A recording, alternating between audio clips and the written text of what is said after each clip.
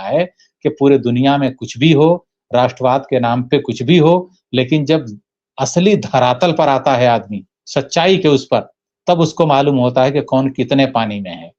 तो ईरान ने दुनिया की बहुत सारी शक्तियों को बताया है, जो इनके पिछलग्गू हैं, उनको देर से ही आए समझ में, लेकिन समझ में उनको भी आएगा, और जिनको समझ में नहीं आता, उनको कायदे से इतिहास ने समझाया भी है। तो कुल मिला दहिया में कोई बड़ा अटैक हुआ नहीं है, और ईरान के लिए मेन इंपॉर्टेंट है दहिया, क्योंकि दहिया में हिजबुल्लाह के बहुत सारे कमांडर रहते हैं, और वहीं पर इसने अटैक शुरू किया था। फिर जब उसने वहां से डाइवर्ट होकर टायर गया, वहां भी तेज किया, तभी ईरान ने नाराजगी जताई। तो ईरान ये जानता है कि ये हमको उकसाने की कोशिश कर रहा है ताकि ये डील रद्द हो, और ईरान खुद डील रद्द करना नहीं चाहता। अगर ईरान खुद डील रद्द करना चाहता तो उसको तो अटैक करने का बहाना चाहिए था, और बहाना हिजबुल्लाह नेतन्याहू दे रहा था।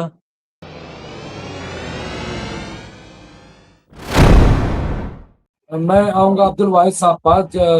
तमाम बातें फर्स्ट राउंड में आ गई हैं मेरा ख्याल है, लेकिन जैसे कि राशिद साहब ने भी सवाल उठाया 19 को लेकर के, बड़ी तशवीश है, लेकिन ये भी कि साइन हो चुका है, पैसे रिलीज हो रहे हैं। और दूसरी चीज, अब्दुल वाहिद साहब के जहाज़ों का आना जाना शुरू हो गया है। ईरान के जहाज भी वहां से निकल रहे हैं और बाकी जहाज भी अब निकल रहे हैं, और 20,000 जहाज है जिस स्ट्रेट ऑफ होर्मुज में। लेकिन ईरान ये है कि कंट्रोल ईरान का है, ईरान जो है वो कह रहा है भाई कंट्रोल हमारे ही उसमें होगा। क्या लग रहा है कि किस तरह से अब मैनेज करेगा आखिरी राउंड में अब्दुल वाहिद साहब? देखिए ऐसा है कि जी देखिए ऐसा है कि पहले वाली सूरत हाल आने में कम से कम 3 से 4 महीने लगेंगे। स्ट्रेट ऑफ होर्मुज से जिस तरह से पहले जो है जहाज गुजरते थे, तो वो जो है सिनेरियो डेवलप होने में at least it will take at least 3 और 4 मंथ्स। इस वक्त क्या है, इस वक्त ये है कि जितने माइंस वगैरह बिछाए हुए हैं ईरान ने या जो भी है, तो वो जो माइंस है सबसे पहले उनको वहां से हटाया जाएगा। कौन हटाएगा, किस तरह से हटाया जाएगा, कहाँ-कहाँ पे हैं, तो ये बहुत सारी चीज़ें देखने वाली होंगी उसके अंदर। ईरान के लिए ये है उसके अंदर अभी भी प्लस पॉइंट ये है कि जो भी जहाज़ गुज़रेगा, वो ईरान को ही मालूम है कहाँ पे माइन्स है, कहाँ पे नहीं है, कहाँ है, सेफ पैसेज कहाँ से देना है। तो ईरान के अलावा कोई और अभी इतनी कैपेबिलिटी नहीं है। अगर अमेरिका वहाँ से ब्लॉकेड हटा भी लेता है, तो भी कोई भी जहाज़ सिर्फ़ ये जो है सोच ले कि नहीं अब ब्लॉकेड फुल्ली ख़त्म हो गया, अब मुझे गुज़रना है, ऐसे नहीं गुज़र सकते। उनको ईरान की हिदायत माननी ही पड़ेंगी, क्योंकि जब तक वो पूरे का पूरा रीजन, वो स्ट्रेट ऑफ होर्मुज का पूरा एरिया जो ईरान के उसमें आता है, टेरिटोरियल उसके अंदर, वहाँ से जब तक माइन्स फुल्ली तौर पर हटा ना ली जाएँ, रिमूवल ना हो जाए। सबसे पहली चीज़ ये है, या तो उन्हें डिफ्यूज़ किया जाए या जो भी है। अब वो ईरान वगैरह के लोग, ये लोग जानते होंगे कैसे क्या करना है। दूसरी चीज़ ये है कि जो आज G7 के उसमें जो है, जो स्पीच दी है ट्रंप ने, उसने बोला है कि we are going to sign agreement this. It means that कि 19th को यानी जुमे को वो जो है MOU जिसको एक जो है सिर्फ इत्तेफाक राय बना है दोनों में कि भाई हम इस चीज़ पर बात करेंगे। तो ये इत्तेफाकनामा या मुफ़ाहमतनामा कहिए आप इसको, इस पर जो है दस्तखत होंगे जेनेवा में, और इसकी मेज़बानी जो है वही पाकिस्तान के प्रधानमंत्री करेंगे शहबाज शरीफ, और उसके अलावा ईरान से कालीबाफ साहब जाएँगे, और अमेरिका से जो है वहाँ के जो नायब सदर हैं जेडी वेंस, वो जो है मौजूद रहेंगे। तो कुल मिलाकर अभी का जो सिनेरियो है और जिस तरह से G7 ममालिक ने पज़िराई की है कि भई बहुत अच्छी चीज़ है ये, अहम पेशरफ्त है कि आखिरकार एक जो है डील वगैरह पे आप लोग पहुँच गए हैं। एटलीस्ट जो है दुनिया के अंदर जो देखिए सिर्फ इकोनॉमिक क्राइसिस नहीं आ रहा था दुनिया के अंदर इकोनॉमी ही उसके अलावा और भी बहुत सारी चीज़ें हैं जो कि जुड़ी हुई हैं। अब आप देखिए किसानों का मामला है, यूरिया सबसे ज़्यादा भारत के लिए ख़ास तौर से कहाँ से आता है? ईरान से आता है। वही खार्क जज़ीरा है, जो यूरिया का भी एक वन ऑफ द मेजर जो है, तो वहाँ से भी सप्लाई का वो है। तो कुल मिलाकर ये है कि ईरान से ऐसा नहीं हुआ कि सिर्फ जो है दुनिया की मईशत ही चरमराई। एक चीज़ होती है उसका जैसे ही रेट बढ़ेगा, सपोज़ डीज़ल है, अचानक गवर्नमेंट प्राइस बढ़ा दे, तो भारत के अंदर जितने ट्रक आते हैं, चाहे आसाम से आए, बंगाल से आए, कहीं से आए, सब्जी वगैरह लेकर के आता है, धान वगैरह लेकर के आता है, गेहूँ वगैरह लेके आए, कुछ भी लेकर के मंडी में। तो ज़ाहिर-सी बात है कि जब डीज़ल का प्राइस बढ़ेगा, तो ट्रक अपना प्राइस बढ़ाएगा, माल ढुलाई का और इसका और उसका। तो फिर उसके बाद सब्जियाँ और अनाज महँगे हो जाएँगे अल्टीमेटली। तो अनाज पर प्राइस बढ़ाए बगैर उसको महँगा कैसे करना है, ये है सिनेरियो। तो कुल मिलाकर ये है कि पूरी दुनिया की मईशत चरमरा रही थी और मईशत के साथ-साथ सियासी अदम इस्तेहकाम पैदा हो रहा था बहुत सारे मुल्कों में। जब आपकी मईशत कमज़ोर होती है, पब्लिक के अंदर एक एंगर डेवलप होता है, पब्लिक फिर वो जो है गवर्नमेंट को उखाड़ फेंकने लगती है। तो ये कुछ मुल्कों में होता है, जहाँ अंधभक्ति नहीं है, जहाँ के लोग बाशऊर हैं, तो वो जो है और भारत में जेन ज़ी वगैरह कुछ नहीं है, एग्ज़िस्ट ही नहीं करता है, यहाँ पे एक गिरोह है फ़ैनेटिक्स का। मैं कोई जेन ज़ी के एक्जिस्टेंस को भारत में नहीं मानता मैं, सीधी-सी बात है। तो अब जो है, तो ये है। तो जेन ज़ी वगैरह वहाँ है जहाँ जो है माशरा पढ़ा-लिखा है और सिर्फ़ डिग्री वाला नहीं है पढ़ा-लिखा, बाशऊर है, जिसके अंदर इन्फॉर्मेशन नहीं है, नॉलेज भी है, यानी जो एनालाइज़ करता है चीज़ों को। इन्फॉर्मेशन तो है, गूगल पे आप जाइए, एक चीज़ मारिए, 10,000 पेजेज़ आ जाएँगे आपके सामने खुल कर के। तो इन्फॉर्मेशन ये है। अब आपको अपना जो है दिमाग लगाना है उसके अंदर कि भई कौन-सी चीज़ है, इसके प्रोस एंड कॉन्स क्या हैं, डूज़ एंड डोंट्स क्या हैं, क्या ये चीज़ सही है, क्या है माशरे के लिए। तो कुल मिलाकर ये है कि सोशल रिस्पॉन्सिबिलिटी की फीलिंग पूरे समाज से पूरे दुनिया के अंदर निकलती जा रही है। बहुसंख्यकवाद हावी है, नियो नेशनलिज़्म के नाम पर तांडव हो रहा है पूरे विश्व में।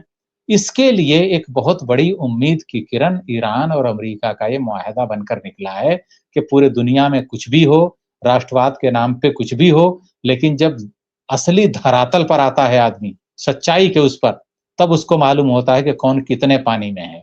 तो ईरान ने दुनिया की बहुत सारी शक्तियों को बताया है, जो इनके पिछलग्गू हैं, उनको देर से ही आए समझ में, लेकिन समझ में उनको भी आएगा और जिनको समझ में नहीं आता, उनको कायदे से इतिहास ने समझाया भी है।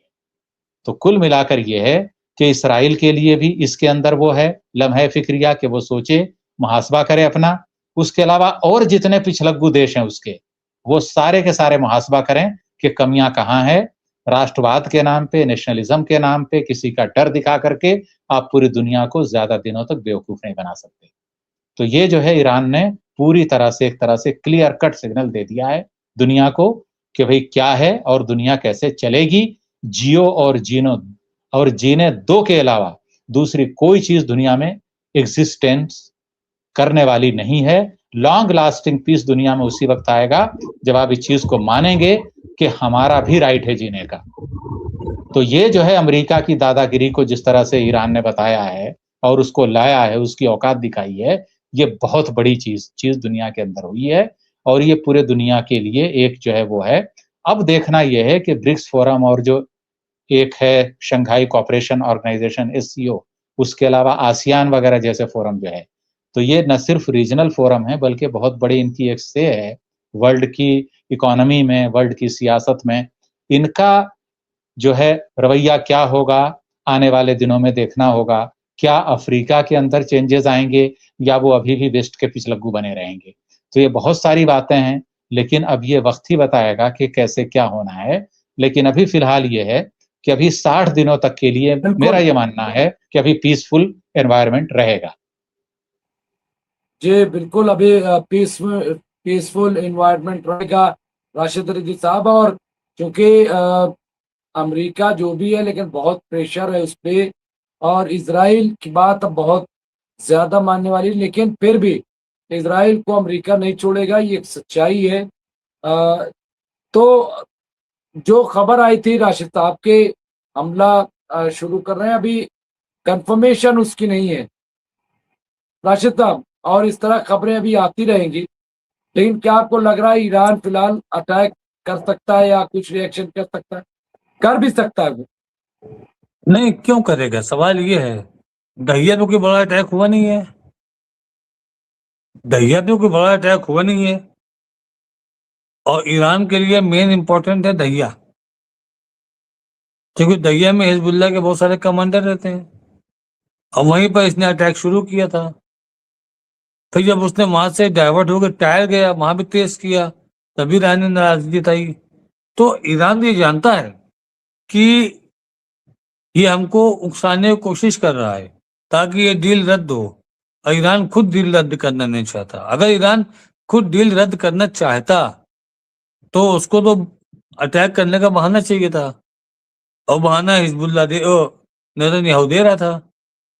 तो ईरान अभी चाहता है किसी तरीके से हॉर्मोज भी खुल जाए, हमारे ऊपर से प्रतिबंध भी हट जाए, हमारे जो एसेट फ्रीज हैं वो डिफ्रीज हो जाए, और हॉर्मोज से मेरा कंट्रोल हो जाए, तब हम इनको अच्छे से धूल चटाएं।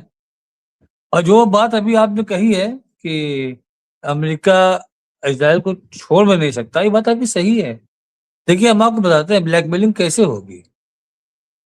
नेतन्याहू का यह कहना है कि अगर हम पीछे हटे तो हम चुनाव हार जाएंगे, और अगर हम चुनाव हारेंगे तो अमेरिका में तुमको भी हरवाएंगे, हमारी लॉबी तुमको हरवाएगी, और तुम मिड टर्म हार जाओगे तो तुम फिर कठपुतली बने रहोगे, रबर स्टैम्प, अपनी मर्जी से कुछ कर नहीं पाओगे, खत्म हो जाओगे। डोनाल्ड ट्रंप का ये मतलब नहीं है कि अगले बार उनकी सरकार बने या ना बने, उनका कोई मतलब नहीं इससे, क्योंकि नेक्स्ट टाइम वो प्रेसिडेंट नहीं हो सकते। ये टेंशन जेडी वेंस का है, डोनाल्ड ट्रंप का नहीं है। डोनाल्ड ट्रंप नहीं चाहते हैं, जेडी वेंस चाहते हैं कि जंग रुके और हमारी जो पॉपुलैरिटी गिरी हुई है वो थोड़ा सा अपर लेवल पे आए, वरना हम तो चुनाव हार रहे हैं, मिड टर्म भी हारेंगे, और उसके बाद मेन इलेक्शन में आएंगे, वहां हारेंगे, फिर गवर्नमेंट बन जाएगी डेमोक्रेटिक की, हम लोग नहीं रह पाएंगे इस सरकार में। तो उनका सपना जो है 10 साल अगर पीछे चला गया तो 10 साल के बाद उनकी जिंदगी खत्म है। अगर 65 साल के एक और खबर आ रही राशिद साहब, यहाँ जदीद साहब का एक्सियोस ने लिखा है कि साइनिंग सेरेमनी 19 की बजाय कल ही हो सकती है, कल ही जो है इस पे साइन मुझे ऐसा लगता नहीं है, लेकिन बहरहाल एक्सियोस ने ये रिपोर्ट किया ट्रंप ईरान के साथ डील कल या अगले कल हो सकती है। ये कहा डोनाल्ड ट्रंप की बात। जी राशिद साहब, देखिए, अगर सेरेमनी में पहली चीज है कि डोनाल्ड ट्रंप रहेंगे कि नहीं रहेंगे, पहली चीज फिजिक्सियान रहेंगे कि नहीं रहेंगे, कि गालिब आप जाएंगे उधर जेडी वेंस रहेंगे, वही साइन कर लेंगे, ये इंपॉर्टेंट चीज है कि दोनों रहेंगे कि नहीं। अच्छा, अगर ये दोनों रहेंगे तो ये दोनों देश अपने देश के प्रेसिडेंट हैं, इनके शेड्यूल बहुत ज्यादा बिजी रहते हैं, इतना फालतू नहीं बैठे हैं कि अच्छा चलो यार कल ही कर लेते हैं, इतने फालतू नहीं बैठे हैं भैया। अमेरिका से और ईरान से स्विट्जरलैंड तक जाने में कुछ टाइम तो लगता है ना भाई, और स्विट्जरलैंड गवर्नमेंट पूरी उसकी ऑफिशियली तैयारी करेगी। ऐसा थोड़ी होता है कि उसने अगर तैयारी 19 करके रखी है तो आप 18 को पहुंच जाओ। अहमद मियाँ के लड़के का वलीमा जो है 19 तारीख को तय था, हमें तय कर लिया इसलिए 18 को खा के आते हैं। ऐसा नहीं होता है मुमताज भाई। तो ये होना 19 को ही है, 19 को ही हो गई है, और हो सकता है कि डोनाल्ड ट्रंप और फिजिक्सियान दोनों वहां पर मौजूद रहें और इसको ऐतिहासिक बनाने की कोशिश करे डोनाल्ड ट्रंप, और वाकई ऐतिहासिक हो जाएगा कि वियतनाम के बाद ईरान ही ऐसा है जहां पर अमेरिका थूक के चाटेगा।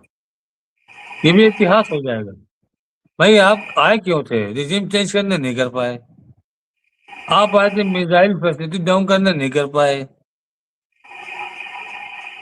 आप आए थे उनको डिस्ट्रॉय करने, नहीं कर पाए। आप कर भी क्या जा रहे हो? उनके जो फ्रीज एसेट है उनको डिफ्रीज करोगे, उनके ऊपर से पाबंदियां हटाओगे, हुर्मुज में उनको एक कमाई का रास्ता आपने दे दिया। और ये अल तो आप जजीरा से खबर भी आ गई राशिद साहब, अल जी जजीरा से ये खबर लेटेस्ट आ गई है कि यहाँ पे ईरान की वजारत खारजा के तर्जुमान इस्माइल बकाई का कहना है कि अबूरी मुआहदे पर ट्रंप और उनके ईरानी हम मनसब यानी ईरान के सदर मसूद पेजेश्कियान दस्तखत कर सकते हैं। तो इस ख्याल पर अभी गौर किया जा रहा है। तो वही बात है, और ये हमें भी लग रहा था कि इस पे कुछ भी हो सकता है। और ये देखिए, ये जब आप बात कर रहे हैं ये खबर भी आ गई है।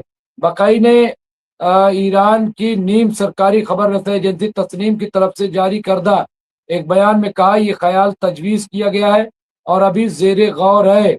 बकाई ने मजीद कहा है कि स्विट्जरलैंड में जुमे को होने वाली सरकारी दस्तखती तकरीब में शिरकत के लिए ईरान के मंसूबों में कोई तब्दीली नहीं आई है। तो ये क्लियर हो गया है कि जो खबरें चलाई जा रही थी जिस तरीके की, वो झूठी थी, फर्जी थी। यहाँ ये क्लियर हो गया, बहुत वादे हो गया। जी राशिद साहब। देखिए मुमताज भाई, ये बहुत बड़ी अपॉर्चुनिटी है, इसको डोनाल्ड ट्रम्प लूज करना नहीं चाहेगा। अब आप बताइए, इजराइल और हमास के जो वॉर चल रहे थे आपस में, उससे दुनिया पर का क्या असर पड़ रहा था? कुछ नहीं पड़ रहा था। इजराइल लबनान में चल रहा है और पहले भी चला, दुनिया के ऊपर क्या असर पड़ा? कुछ नहीं पड़ा। और रशिया यूक्रेन चला, दुनिया पे क्या असर पड़ा? कुछ नहीं पड़ा। अजरबैजान आर्मेनिया में चला, दुनिया पे क्या असर पड़ा? कुछ नहीं पड़ा। आपका इराक, सीरिया, लीबिया, इन सब में हमले हुए, वॉर चले, क्या दुनिया पर ऐसा असर पड़ा जैसा ईरान की वॉर पे पड़ गया? आप बताइए। हमको नहीं लगता है कि पूरी दुनिया ऐसे क्राइसिस में कभी फंसी हो जल्दी, जैसे अभी ईरान वॉर में फंसी है। तो ये बहुत बड़ी उपलब्धि है डोनाल्ड ट्रम्प के लिए। अगर ये सीज फायर होता है और एमओयू साइन करने की बात होती है, तो इसी को लेकर के जाएंगे डोनाल्ड ट्रम्प अपना रेटिंग बढ़वाने के लिए, क्योंकि उनकी रेटिंग बहुत डाउन चल रही है, उनकी पार्टी की रेटिंग डाउन चल रही है। तो वो इसी को लेकर जाएंगे अपनी रेटिंग बढ़वाने के लिए। और हम मतलब बहुत दावे से नहीं बोल रहे थे, हम सिर्फ इसीलिए बोल रहे थे कि हमको लगा कि एक बड़ी अपॉर्चुनिटी है। हमने आपको इतने देश के नाम गिना दिए। इन देशों में जब जब भी युद्ध चला हो, तो पूरी दुनिया पे उसका क्या असर पड़ा था, आप बताइए। लेकिन जो ईरान वाला चला, होर्मुज बंद हुआ, इससे दुनिया पर बहुत असर पड़ा। भाई वो तकलीफ तो हम लोग महसूस ही कर रहे हैं इंडिया में बैठ करके। बाकी हर देश के लोग अपने अपने यहाँ तकलीफ महसूस कर रहे हैं। हाँ, रशिया और यूक्रेन के बीच जो वॉर स्टार्ट हुई थी, उससे थोड़ा बहुत असर पड़ा था यूरोप कंट्रीज को। इधर अफ्रीकन को और एशियन को कोई असर नहीं पड़ा, उसका खास नहीं पड़ा। वो थोड़ा सा क्रूड ऑयल का रेट $5-7 पर बैरल बढ़ गया, उतना ही पड़ा, उससे ज्यादा नहीं पड़ा। तो मुमताज भाई, ये डोनाल्ड ट्रम्प और फिजिक्सियान साहब, हमको लगता है कि वहां पर परसों के दिन मौजूद रहेंगे और डेट कोई आगे पीछे नहीं होगी, ऐसा हम हमारा मानना है। ये कोई हमारी जबान पत्थर की लकीर नहीं है कि हमें जो कह दिया तो बस वही होगा, गलत है ये। एक प्रिडिक्शन है, एक प्रिडिक्शन का हम लोग को थोड़ा सा अपना आईक्यू लेवल, आप देखिए ना, बाल कटा करके थोड़ा सा इसलिए कर दिया कि दिमाग को हवा लगे ठंडी ठंडी, और आईक्यू लेवल थोड़ा सा स्ट्रांग हो। तेल लगाने से सर में दिमाग बिल्कुल साफ काम करता है, antenna proper tower proper network पकड़ता है। तो ये हम लोग का अपना एक आईक्यू लेवल है कि इतनी बड़ी चीज है, इतनी बड़ी डील है, जहां पर अमेरिका फंसा था, निकल नहीं पा रहा था, और पूरी दुनिया उस सिकंजे में उलझी हुई थी। अब पूरी दुनिया की चाहत थी कि ये जंग बंद हो, पूरी दुनिया की चाहत थी। ये ऐसी जंग थी जो पूरी दुनिया चाहती थी बंद हो, क्योंकि इससे पूरी दुनिया इफेक्ट हो रही थी। तो हमको ये लगा कि भाई दोनों देश के प्रेसिडेंट वहां पर रहेंगे, और ये पहले से डिसाइडेड जो डेट है, वही डेट पे ये लोग जाकर के वहां साइन करेंगे। अब डेट आगे बढ़ भी सकती है, नहीं बढ़ सकती, पीछे आने के हमको इम्कान नजर नहीं आ रहे। जी मुमताज भाई।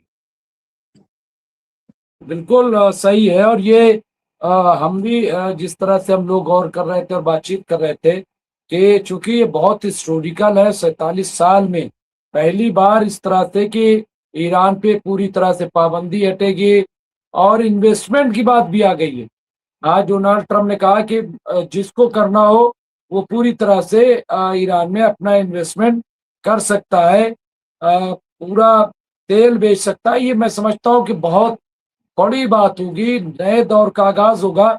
और मुझे ऐसा लग रहा है कि डोनाल्ड ट्रम्प ये करके जो नोबेल वाली बात है उसके लिए एक रास्ता बनाएंगे, और ये रास्ता बन भी सकता है। तमाम तर खराबी और बुराई के बावजूद मुझे ऐसा लग रहा है कि अगर ये होता है। और ये ईरान की वाकई बहुत बड़ी जीत होगी, और ये आयतुल्ला सैयद अली खामनाई को सबसे बड़ी खराज अकीदत होगी, जो ईरान देना चाहेगा कि आपने कुर्बानी पेश की और कुर्बानी के नतीजे में ईरान ने फतेह हासिल की, इतनी बड़ी कामयाबी। मुझे ऐसा लगता है ये जो है, तो उसमें मसूद पेज़ेश्कियान अगर जाते हैं तो कोई हैरानी की बात नहीं होगी। और मैं तो कहता हूं कि अगर वाकई फुली कॉन्फिडेंट हैं तो इनको जरूर जाना चाहिए अगर वहां पे डोनाल्ड ट्रंप आते हैं। जी फिरोज बख्श साहब। जी जी डॉक्टर साहब, जी जी देखिए मैं आप ही की बात को कंटिन्यू करूंगा। आपने अभी फरमाया, दुआ भी सुनाइएगा, दुआ भी तो। हाँ दुआ भी देंगे। आपने अभी फरमाया कि 300 बिलियन डॉलर का, कि 300 बिलियन डॉलर वही थे जो ईरान के अमेरिका के ऊपर कर्ज था, जो अमेरिका को ईरान को देना था। तो अभी जैसे बार बार आप कह रहे हैं और भी बहुत से लोग कह रहे हैं कि भाई वो चाह रहे हैं यहाँ से ट्रम्प साहब, और कुछ नहीं तो यही सही, न्यूक्लियर डील ये सब सोच रहा के। इसमें देखिए वही बात कर दी इन्होंने कि जो पैसे देने थे बजाय इसके कि ऐसे ही दे दें, उन्होंने कहा जी वो अपने यहाँ कोई बिजनेस टर्म्स पे हम ये जो है इनको दे देंगे 300 बिलियन डॉलर जो है, वहां जाके ईरान में काम करेंगे। पहले ईरान को तोड़ो, ईरान को नुकसान पहुंचाओ, ईरान को जदोकोब करो, उसके बाद फिर उससे सौदेबाजी करो, फिर 300 बिलियन डॉलर दो। ये ममालिक यही करते हैं बासूरत। चलिए ठीक है, जो भी है, क्योंकि हालात के साथ तो चलना पड़ता है। बासूरत ईरान इसमें भी कोई फजूल का कॉम्प्रोमाइज करने वाला हरगिज भी नहीं है, ना ही करेगा। ठीक है, देखेगा अगर कायदे से इन्वेस्टमेंट हो रहा है, सही से हो रहा है, बेईमानी नहीं हो रही, तो दे विल कंटिन्यू। ठीक है, तो अब ये अल्टीमेटली 19 तारीख तक हमें वेट करना है। मुझे डर इस बात का है कि इसमें कोई ना कोई जो है गलत हरकत हो सकती है इसराइल की तरफ से। और जो लोग कह रहे हैं नहीं इसराइल से थोड़ा सा यूएस पीछे हट रहा है, सब बेकार की बातें हैं। आज ही हिलरी क्लिंटन ने सफाई के साथ कह दिया कि इसराइल के बगैर कोई वक्त, कोई औकात नहीं है अमेरिका की। तो ये सब चुगलबाजी, नोरा कुश्ती वगैरह सब चलती रहती है, दुनिया को बेवकूफ बनाते रहते हैं इसराइल और अमेरिका। तो अब ये अगर एमओयू जैसे अभी आपने फरमाया, राशिद साहब कह रहे थे, एमओयू की बात कर रहे थे अब्दुल भाई साहब, एमओयू कैसा एमओयू? कुछ नहीं है, ये सब टाइम बाइंग टेक्निक्स हैं। बाकी हम तो अब दुआ शुरू करते हैं यही इन्हीं अल्फाज के साथ कि ईमानदारी के साथ सही मानों में ये जो जंग बंदी है ये परमानेंट हो, और ये सिर्फ सीज फायर नहीं हो। ठीक है, हमेशा के लिए जो है फायर सीज हो जाए, हम तो ये दुआ करते हैं। और हम ये भी दुआ करते हैं कि जो ईरान का इतना नुकसान हुआ, 300-350 बिलियन डॉलर का नुकसान हुआ, वो बहुत कायदे के साथ और बहुत ही, मैं समझता हूँ कि सही तरीके से उसको ट्रांसफर कर दिया जाए। अब चाहे बिजनेस डील के जरिए किया जाए, कैश में किया जाए, ये तो ओनली टाइम विल टेल। साथ ही साथ हम दुआ ये भी करते हैं कि देखिए ईरान एक मर्द मुजाहिद निकला पूरी दुनिया में, चाहे वो मामला गजा का हो, चाहे वो मामला आपका लेबनान का हो, और चाहे हूती का मामला हो, हिजबुल्लाह का हो, हमास का हो, अमेरिका उनके साथ खड़ा रहा। और ये कोई प्रॉक्सीज वगैरह नहीं है, ये सारे लोग जुल्म के खिलाफ खड़े हैं, एक तरह से आप एक्टिविस्ट कह सकते हैं। ठीक है, क्योंकि इतना ज़दोकोब किया गया अरबों को, फलस्तीनियों को, लबनानियों, जॉर्डन वाले लोगों को पहले, और उससे पहले मिस्र को भी, कि बंदूक को उठानी पड़ी कंधे पे इन तमाम लोगों को। मैं सपोर्ट नहीं कर रहा उसका, लेकिन ये ऐसा होता है। ये सिस्टम ऐसा ही है, दुनिया इसी तरह से चलती है। और अगर ईरान इस तरह से बहुत ही स्ट्रांगली अगर जवाब नहीं देता अमेरिका का, तो ये सब वही करते जो सोच रहे थे कि हम 2 घंटे में या 24 से 48 घंटे में सरकार वगैरह बदल के और रजा शाह को वहाँ बिठा के, पहलवी को वहाँ बिठा के, और ये सब हम तेल वेल पे कब्जा कर लेंगे सारा।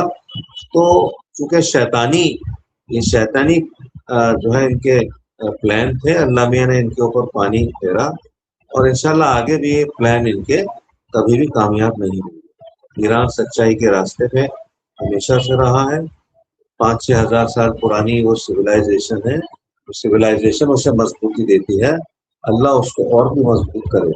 और ये ईरान ने एक चीज और करी है, वो ये कि कहीं ना कहीं तो चकल्लिश पैदा की है इसराइल और अमेरिका के बीच में। और उसने एक और बहुत बड़ा काम कर दिया है कि अमेरिका से नेटो को काट दिया। जितना ज्यादा नुकसान ईरान का हुआ, मैं तो कहता हूँ बहुत, ईरान का तो ऐसा नुकसान हुआ कि उसकी भरपाई नहीं हो सकती, क्योंकि जो शहादत हुई उनकी। लेकिन आपने सही कहा, और आपने भी कहा, और भी दोस्तों ने बात कही कि देखिए बड़ी तकलीफ है उनकी शहादत की, लेकिन अल्लाह ने उनकी शहादत का बदल इस तरह से दिया कि ईरान का जो एक, ये समझिए कि एक रौब-दाब था, उसकी एक इज्जत थी, उसका एक वक़ार था, उसको बुलंद व बाला और कायम रखा। हालांकि बहुत बड़ी कुर्बानी देनी पड़ी।